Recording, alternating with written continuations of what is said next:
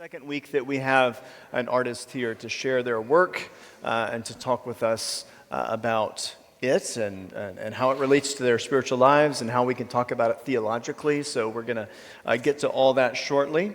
Let's begin with a prayer and then we'll get started. The Lord be with you. Let us pray. Almighty God, we give you great thanks for the beauty of this day, and we thank you for beauty wherever we see it. The beauty that you have created and the beauty that others have created. We pray that you would give us insight and wisdom this morning as we have our conversations, and we thank you for James and for his art and for his presence with us today. In Christ's name we pray.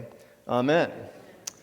The most important thing about James is that he's a fellow Louisianian. So, like I have a radar, and if I find out that you're from Louisiana, we're going to talk. And we're probably related somehow. So it's great. James is from Lake Charles, Louisiana. So many of you know Lake. One of the most fantastic bridges that has a 3% rating from the National Highway and Safety Board. That's out of 100. It's the I-10 bridge. Now, you will notice that, as I'm sure James can tell you, there is an interesting artwork as part of that bridge on the railings. They're the crossed pistols, right? Yeah, all the way. So James also happens to be, by the way, a certified Firearms Engravers Guild of America master engraver. He joined Baylor in 2024 to teach 2D design and drawing. He was previously at Emporia State in Kansas for 16 years, where he was a professor of engraving arts, at one time the chair of the department. God have mercy on your soul.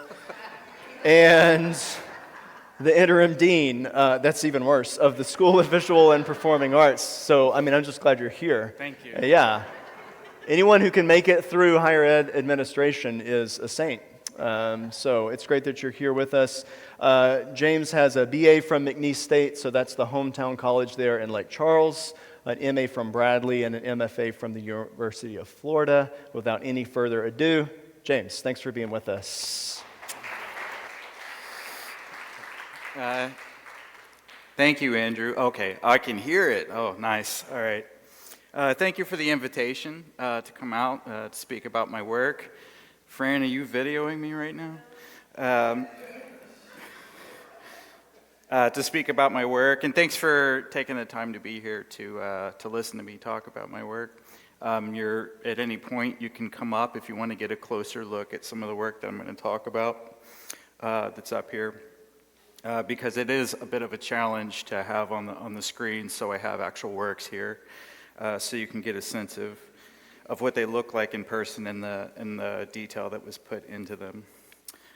So there are a lot of ways that art functions in our lives, right? So there's we all kind of carry, I guess, a certain agenda or certain baggage or whatever it is whenever we go in to look at work.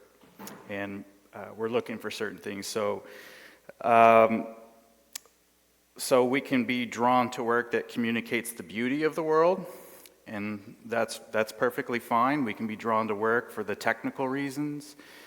Some people are drawn to work that pursues social and political commentary or satirical types of work. And then some people are really drawn to devotional work, which is an extraordinary history of that, and they're all valid examples, and everyone has their reasons why they're drawn to certain types of work. One of the things that I love about art is it enables one to talk about things that are difficult to communicate. So you can speak an allegory in your work. You can use pictures and symbols to talk about things that are difficult to talk about, and you can implant that in the work.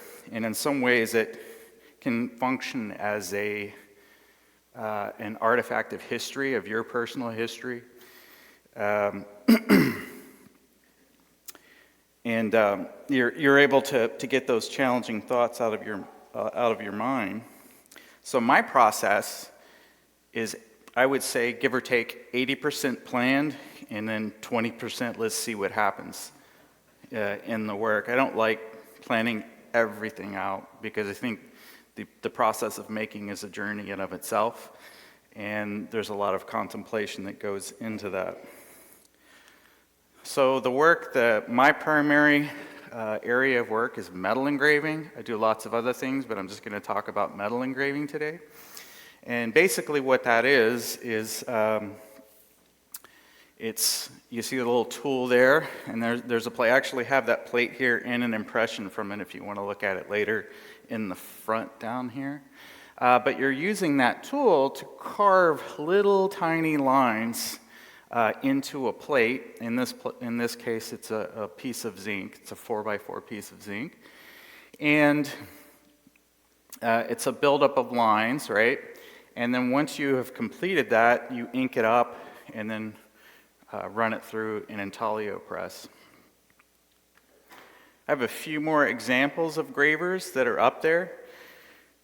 They all have different types of geometries that are sharpened on them. I never thought that I would use geometry so much as an artist, but so those have different sharpening geometries for different types of cuts that you can get with it, and it produces this wide variety of calligraphic type of mark. You've probably heard of banknote engraving, same process. I don't counterfeit money, just to clarify. And in this case, with these few gravers up there, I actually engraved on the gravers, so that's what some of the ornamentation is. I also, just to point this out, I don't have this in the presentation, but my wife brought a number of these hand-engraved pendants and jewelry here. So I do other things too with the process if you want to come check that out later as well. The imagery is completely different. And I have a couple of gravers down there too. And here's a close-up of me working on a plate here. And again, it's tiny little lines, and you can see that it's the product of layering lots of lines in order to establish a value. So you have to be able to draw. You have to have a fundamental understanding of cross-hatching in order to produce this type of work.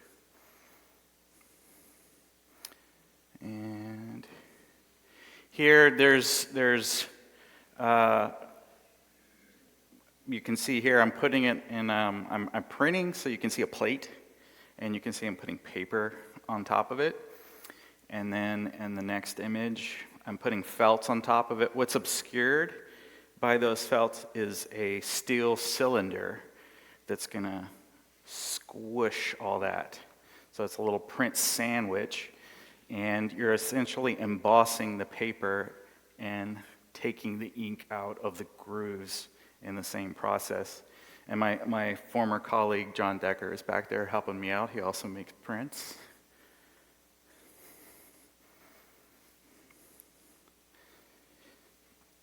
Now, the body of work I'm going to show you today is inspired by Vanitas artists who make work reflecting on mortality. So this is an entire movement in the 17th century that's carried forward, but is very popular at the time. And here's a very simple example of one of those works. So this is an oil painting. We can see that the skull obviously is reflecting mortality, but also there's other symbolic elements. We have the hourglass indicating time, and then we have a flower also indicating fragility. And this is a very simple setup for Vanitas work, but if you end up Googling it later, you'll see that a lot of these can get really complicated and integrate all types of different visual elements in it in order to articulate this type of narrative. So a lot of these types of works, they fixate just on the temporality of material items, the temporality of life. And if you look up some of these later. And I didn't want to show too much of these in my homework because they're so much better than what I do. So you get one. But if you look it up, in some cases, these were commissioned for specific people where they would have different elements of materials from their life. You know, that like you can't take it with you, right? So, for example, if it was a musician, you would see like lots of materials that related to their music practice in that still life space, if that makes sense. One of the things that I pull from this is, again, that temporality, that nothing is going to last. And what I like to think about in my work is the temporality of thought, the temporality of emotions, the temporality of anxiety, stress, all those types of things. And that is a significant centerpiece of the work that I'm going to show you today.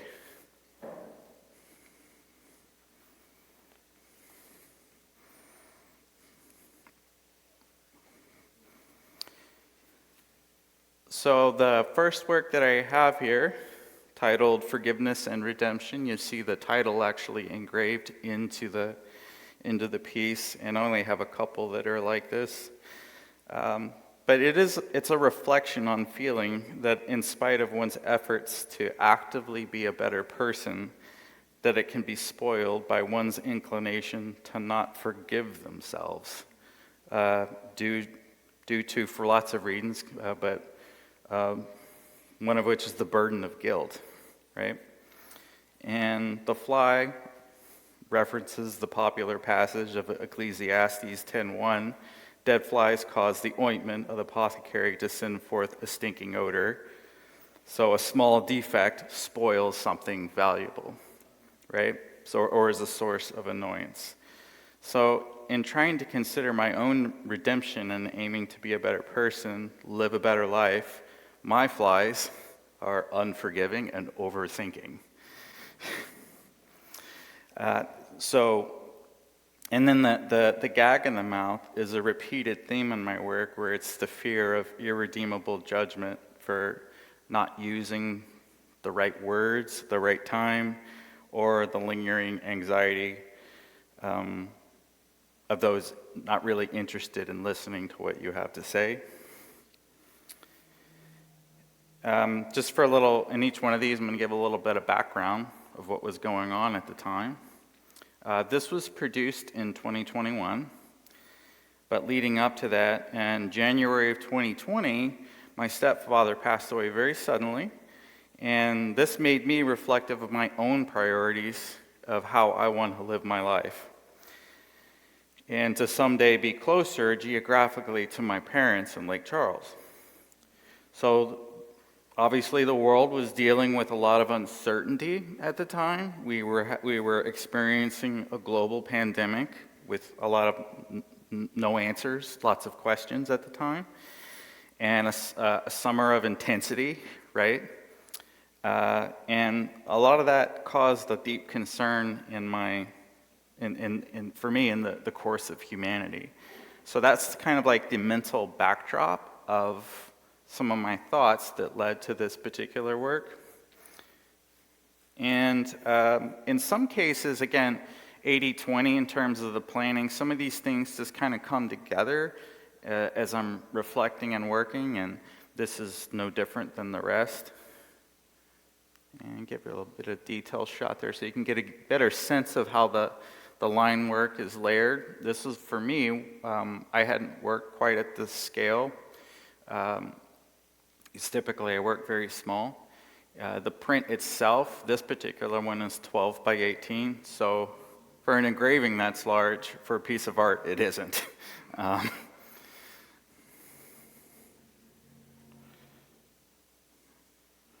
right. Okay, this one I have here as well, and you can come up and look at your leisure, but this is another one where the title is in the work. Watch your mouth. It's concerned with the potential result or consequence with the manner of your communication. In other words, walking on eggshells. right? The emojis represent an interplay of virtual existence versus our flesh and bone reality, and how sometimes those don't line up. The virtual world and the real world don't line up, right? And sometimes they do. The emojis show laughter and then something sinister behind it. And at the time, there was a lot of, and I shouldn't say at the time, but it was at a fever pitch, it seemed to me, that there was a lot of aggression and combative tones and discourse on social media that for me is like very paralyzing. To the point where I just didn't want to engage. I was off social media for maybe about a year. I just didn't take it anymore. And the way that people were so aggressively communicating with each other is very disturbing to me, and I'm sure to most people. So this was a product of that. And shortly before I started on this, I did, as Andrew had mentioned, took on a leadership role at the university I was previously at, and I'm sorry that Morgan had to experience that. Thank you, Morgan. But I took on that position at the time, and whenever you're in a leadership position, I mean, I'm in the classroom and always on my toes with how I communicate with students, and I want them to always feel welcome in the space, and I want to hear what they're like. I try to cultivate that type of environment, but there's just something different whenever you're a department chair or even a dean in a leadership position where you have a hyper awareness of how the things that you say, how they might come across, and it's very difficult to get the words right sometimes, and there's a lot of things you inadvertently do. You're like, I didn't even think about that. So that was some of the backdrop of this work. You get a detail there, but again, you're more than welcome to come up and come look at it in person. This next work has my favorite title of all the ones that I've come up with, and I think the one up there is a different version of the one that I have here. So sometimes I'll integrate color into it, or I'll put color ink in different passages, and then pull a print and see how it goes. So I have multiple variations in color. But yeah, this has my favorite title, and the title is Mashed Potatoes.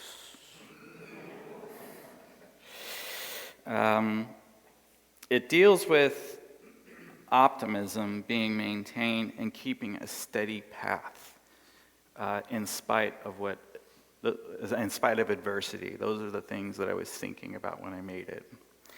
And so we have this skull in the back. What's different about this one is it's tilted towards the heavens. So it's tilted upward towards the light, towards optimism.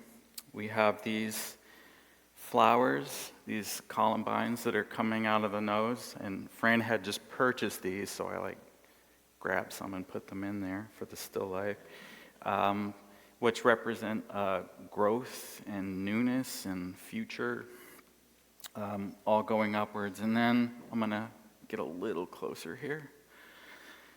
Then on the side of the face, we have this big dollop of mashed potatoes with a frowny face inside of it. And that was supposed to represent a distraction from essentially kind of keeping your eye on the ball, keeping your eye forward. And what partly inspired of it, I mean, this seems super random, I understand. Who knew that a carb could be so sinister? But my wife makes really good mashed potatoes, and I was thinking about you know, those videos or whatever, those experiences where people throw pies in people's faces. So that's kind of where that came from. And even when I see those in jest, it looks so violent to me. Like, I don't think it's funny. It's like, that looks really violent. So I wanted to a degree, kind of represent that type of distraction and humiliation kind of attached to having food thrown in your face. And I did eat all of it, so none of it got wasted. Now, to go back real quick, you can see at the bottom here, there's also, I integrated in this one a bit of virtue and vice. So we have this leaf of spinach here to represent that virtue, and then a whiskey cork right here for vice.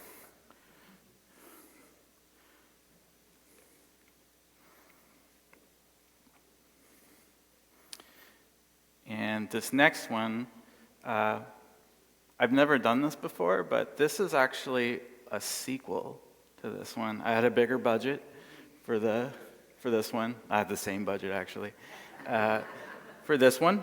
And I wanted to do something that was the opposite, where it was like caving in, not keeping that path, that forward path, and looking towards the light, but like caving in to anxiety. So we have I'm gonna zoom in a little bit here. We have they're all gonna laugh at you emoji. So this deals a little bit with fear of humiliation. And then at the bottom, there's actually, I'll go back here. There's a reference to the previous one where there's, I thought it would be interesting to integrate a piece of ice into it for a symbol of time, a melting ice. But that is a large rock for whiskey, so it references the previous image. And just kind of thinking that be it food. Some people stress eat. I stress eat. Some people stress drink or pursue any type of other thing that's not really so great for them. I wish I could stress eat vegetables, but it just doesn't work that way. So that's in part to why I have those integrated into the works as well.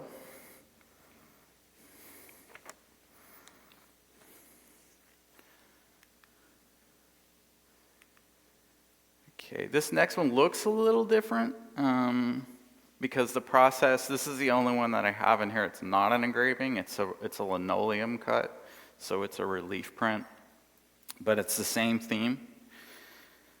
So this work is titled Everything. Oh, and I should note that the few previous works are all at this, well, you see it in person, but they're all at this scale. The rest of them are pretty close to this scale, with the exception of one of the last ones. So it's about 15 by 20. And this is just pondering the idea of, anyone in here a closet people pleaser? Okay.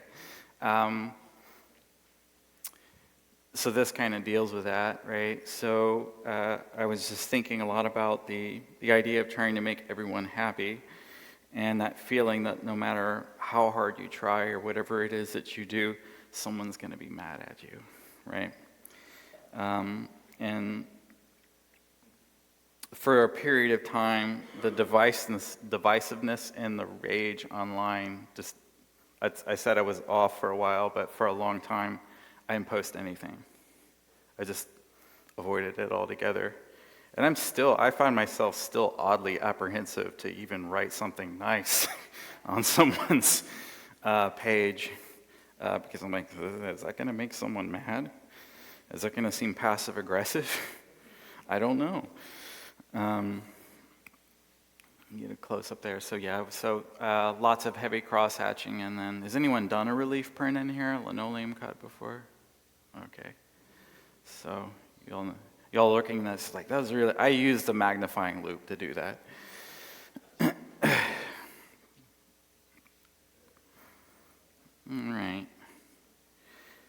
All right, so this work is called, titled Suffer Thy Terrors, and it was the first work that I produced after my wife Fran and I moved here to Waco. So this is the first thing I started on.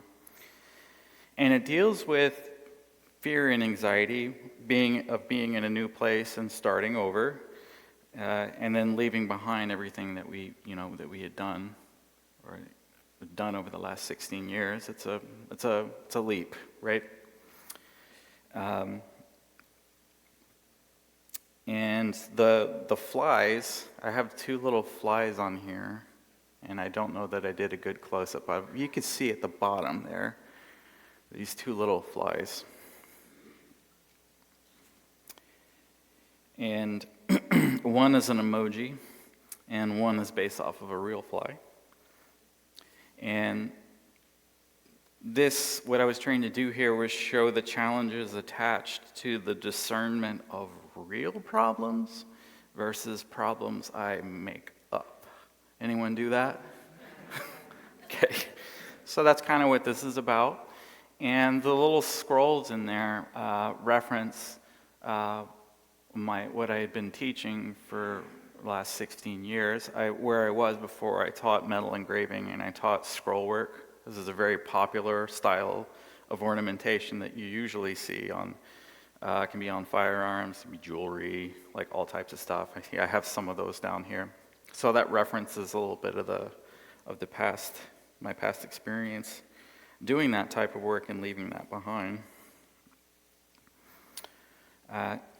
Unfortunately, in the middle of working on this engraving, 1 month after Fran and I arrived in Waco, sorry, it's going to get a little heavy here. My stepmom and my dad were involved in a head-on collision near Corpus Christi, Texas. And my stepmother left this world at the scene, and my father succumbed to his injuries a week and a half later. Devastated, understandably, and in a prolonged experience of shock and denial, this put more confusion and rumination in an already confusing experience moving, right? And being in a new world where everything's different. So there's a close-up there. And then that rock that's in the eye is kind of like obscuring the path forward. So one eye has what I know in the past, right? And then the other is like, I don't know what's going on here.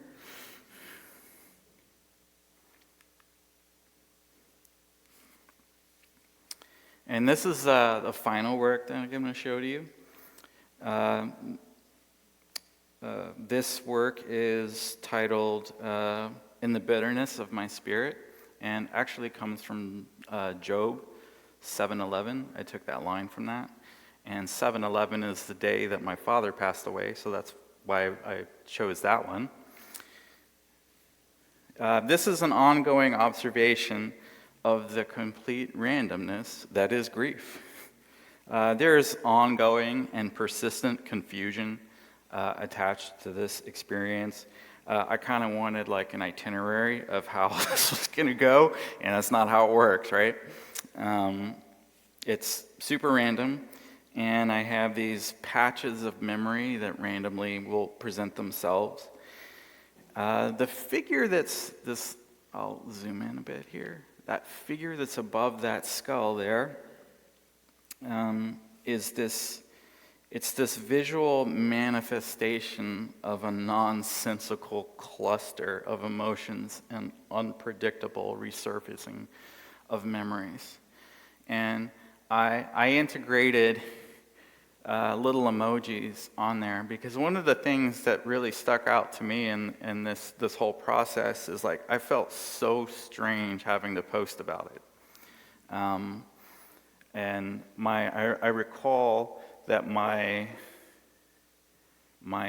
aunt kind of asked me to do that, asked me to kind of announce it, and I'm like, I understood but I just felt really strange about having to put that on social media and make an announcement about it.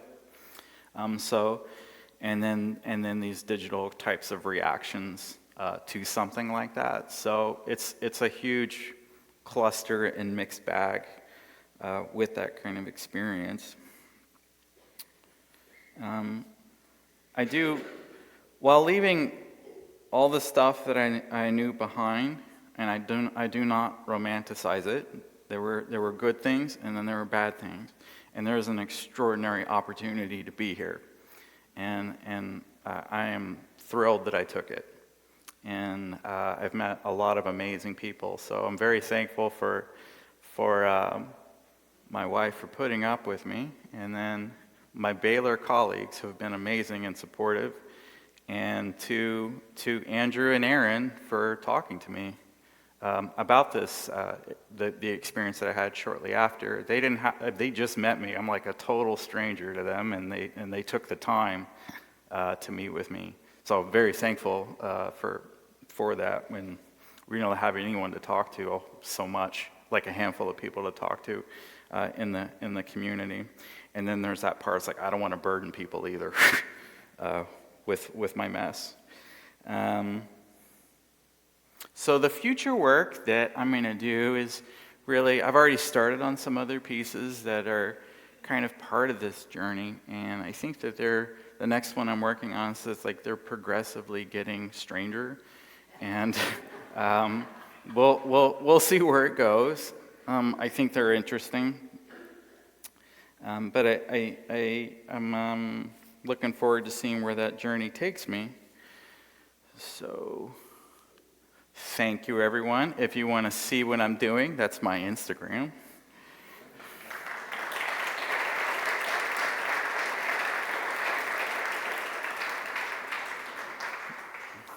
Thank you so much, James. We're going to do a little talk show moment here.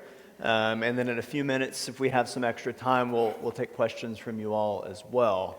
I mean, we could just sit here for an hour and a half. I feel like there's Sure. a lot of wonderful things to think about. I'm thinking, first of all, the first sermon that I delivered here at St. Albans was called Keep Christianity Weird. And so, yeah, you should look it up. There is this, and I'm sure you hear this a lot, but we imagine, if we're talking about Christian art or Christian artists or artists of faith, you probably get this a lot. There's a darkness here. Sure. There's mystery. There's, even James and I, when we initially started talking about this conversation, he said, can I show my art in church? Like, is this gonna? So these people are, they can handle it. Well, I saw the cannibalizing gumbo crawfish. Yeah, that's right. Yeah. Last week. And then yes. I'm like, all right, we're good. Exactly. So I don't know. Do you want to talk a little bit about that? Ecclesiastes kicks off the whole vanity theme that you pointed out. Everything is vanity. There's this theme in our faith of why cling to that which is temporal and that which is fading away. As Episcopalians, we do Ash Wednesday. We remind everybody that they're going to die on this special day, where we do this. So how do you respond if people sort of ask you questions about the darkness and how it relates to your faith? Well, that's a really good question. I think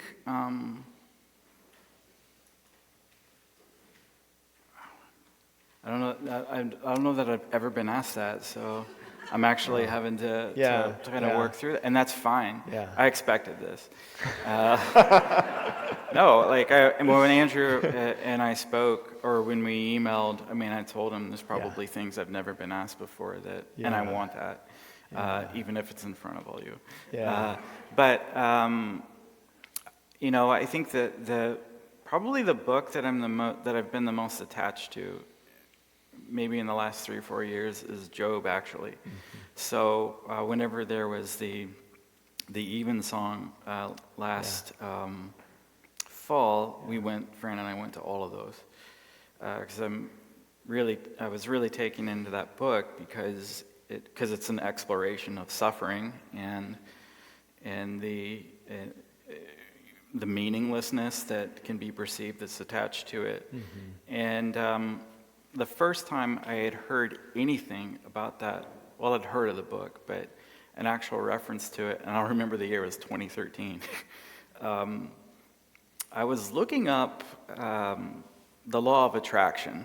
I was going down a YouTube rabbit hole, and I looked up the law of attraction, so someone was telling me about it, because there's this movie called The Secret. Do you know what I'm talking about? Okay. So I was like, okay, well, what's this about? And I came across this sermon where they had quoted Job, and it was that line, the thing I feared came upon me. And the sermon really delved into overthinking and lingering and manifesting with your own thoughts, potentially bad things happening. Yeah. Like if you live in that space mentally, it's almost like you're willing it into reality. And that was a huge moment for me to see that. And that always stuck with me ever since. And really working hard for as much as one's thoughts can become captured with emotions, living in those bad spaces, that I can't live there, or I will potentially manifest it. If I expect the worst out of people, I will probably get it. If I expect the worst out of myself, I will probably get it. And that plays into the work, and that it's about trying to let go. Yeah. Of those. Did I answer your? Okay. Absolutely. And I think about Kate Bowler, who wrote this book, Everything Happens for a Reason and Other Lies, I've been told.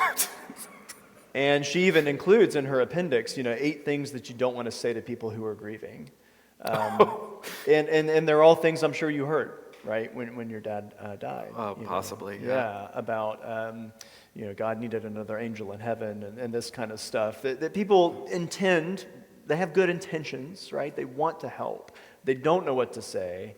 And books like Job, though, give us permission to say nothing. and or to produce work that's really, really deep and meaningful, to just kind of sit with that, right? And to realize that that's actually where God meets us, is right there at the bottom. We don't have to get better first, which is a good news. It's gospel truth. The second question I wanted to ask you, when we visited before, you did not sort of wake up at the age of 5 and say, I am going to be an artist. And you even sort of got, halfway into college before this began to sort of grow and emerge. I just wanted you to talk about that. And I often find, right, that artists and clergy have very similar calling stories. You're called into art because nobody decides that they're going to do this for a living. And I was called into music and English first, and I realized those were not lucrative, and the clergy was the way to go. But I don't know. I want you to share a little bit about your calling story. Yeah, I didn't enroll to school until the last day I possibly could. I'm a first-generation college student, let alone one to have a terminal degree. Where I went as a state school wasn't really expensive, and it was also the 90s. So I remember my girlfriend at the time was going to college, university, and she's like, "You should go." And I'm like, "Oh." And then my dad was like, "Well, if you go, I will pay for it." I'm like, "Okay." So I started to go, and then because my dad was paying for it, and this was back when it was $1,000 a semester. Yeah. That I felt a great importance to not let him down. So I performed, but I also didn't know what I was going to do. I majored in business. My dad was a businessman. My girlfriend at the time was a business major, so it's like, okay, well, I guess I'll do that. And then I almost quit, and I was considering joining the military because I didn't know what I was going to do. And then my aunt was like, you should take a drawing class. And I'm like, you can do that? She's like, yeah, you can take drawing. I mean, again, pretty ignorant about the college experience. And I took a drawing class, and that professor was like, oh, you draw really well, you should take a printmaking class. I took a printmaking class, and what we did was line etch and intaglio, which entails utilizing, it almost looks like scratchboard, but you put the plate in a acid bath to etch the lines. And I absolutely hated it, and that first semester I was like, I'm never doing this again. And then one day he comes into the room and he has this intaglio print on the wall with these gorgeous calligraphic marks on it. And I asked him, how did you do that? And he said, oh, that's engraved. And I'm like, what is this magic? And he showed how to do it. And again, you're actually pushing the metal out. You're carving into a metal surface. He didn't require it, but I asked about it, so he demoed it, and I tried it in front of the whole class because I was the one that was like, show me. And so everyone had to see me fail at it. It was horrible. No, I'm being dramatic. It was much harder than I expected. And he says, I've kind of teased him about this, and he claims he didn't say it, but I promise that he did. He said, that's okay. Some people are just born able to do this. And he says he didn't say that. I promise he did. And I'm thankful that he did, because he issued a challenge to me. And I didn't do one that semester, but I worked at a movie theater at the time, and I brought a little plate, and in between selling tickets at movies, I would make little marks on the plate, and I enrolled for printmaking the next semester because I knew he would let you kind of do what you wanted in your second semester. And I just was like, I'm going to learn how to do this. And I was just obsessed with it ever since. The last question I have for you, and then again, if we have time, we can take some questions from folks, is you're not the first artist, even in this series, to use the word contemplation. So, I mean, there is something so, a lot of us who are outside of this world, we look at these and we think that concentration, the time, the focus is something that is really quite miraculous. How does the actual process for you of creating a work of art similar to some sort of monastic contemplation, prayer, I mean, whatever you want to call it, how do you enter into that space and do that?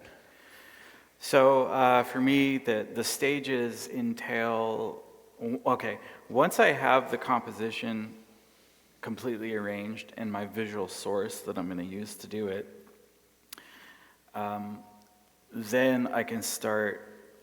That's actually the hard work, not the all the cross hatching and all that. That's a lot of dessert.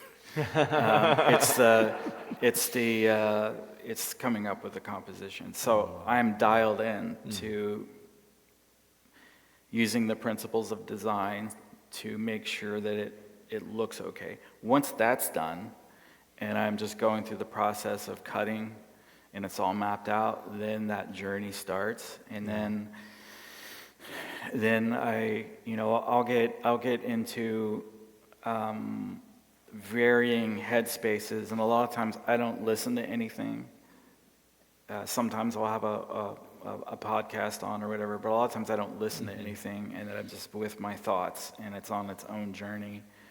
And you can't see it on here, but a lot of times I'll write stuff down on the plate with a Sharpie if it occurs to me while I'm working, and it can be any number of things. That's why I mentioned earlier, like that 80-20, like I have it 80% figured out, because I know that in the journey of working, because these take so long to do, that something's going to occur to me, and I'll take those notes, within that process.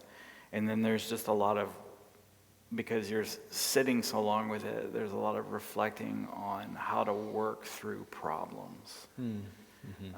So even if I'm not thinking about the work that itself, I'm contemplating issues, I suppose, and trying to work through it. Yeah. This is, for as long as I spend on it, I always come away from it relieved. It's like, it's like art therapy, I guess. Yeah. And when you were an interim dean, you were thinking about course evaluations and metrics and all of those things. Yeah.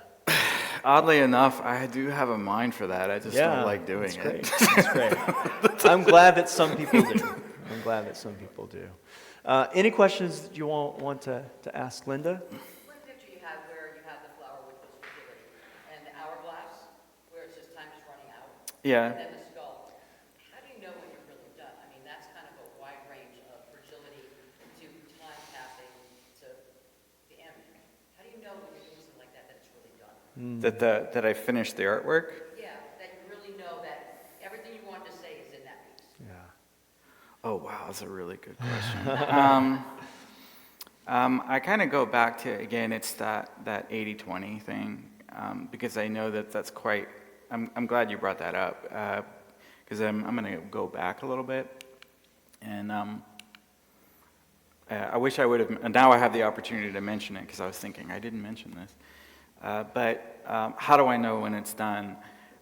Some of it is kind of a feeling, for lack of, intuition that something's missing, right? And in this one, when I was working on it, the only part of this that I put together was the bottom.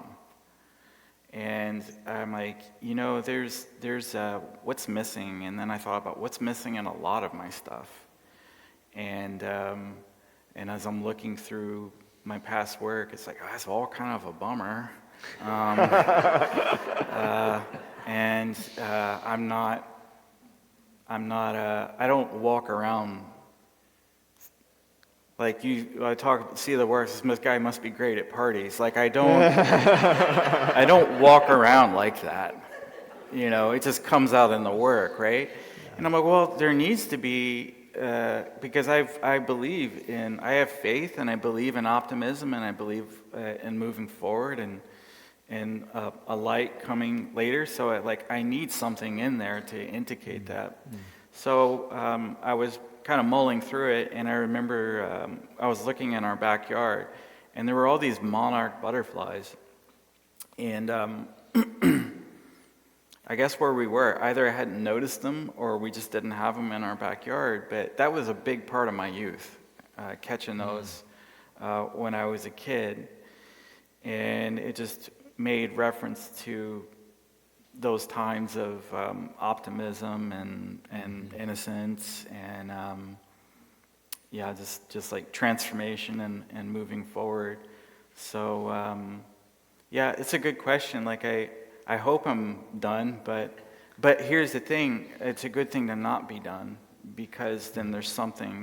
You're always chasing something, something else. So if I'm done, I'm like, boy, I'm in trouble. I don't know what to do next. Thank you. We are out of time. If James is able to hang around and take a few more questions and interact, that would be great. But we're so appreciative. Thank you. Thank you. Thank you.